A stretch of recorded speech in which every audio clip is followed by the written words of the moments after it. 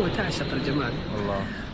اللهم صل على سيدنا محمد. وتخيل تحت الأرض، يعني المكان تشوف كل قبور العالم موحش، القبر موحش، البقيع مؤنس بالضبط. البقيع يعني تحت الأرض.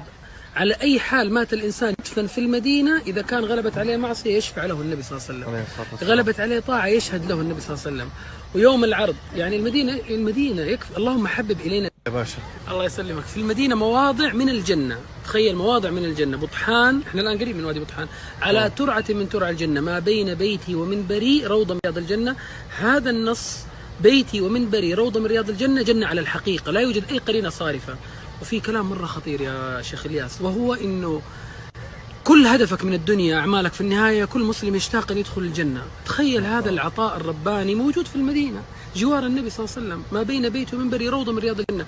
إذا دخل المؤمن الجنة فقد دخل جنة على الحقيقة. الجزاء من كل الأعمال. حتى كلامك بيقولوا يعني مثلا لو أقسمت إنك في الجنة تصير ما كذبت. نعم. صح طبعا، ما فضلا عن تلزمك كفارة يمين، لأنك فعلا في الجنة.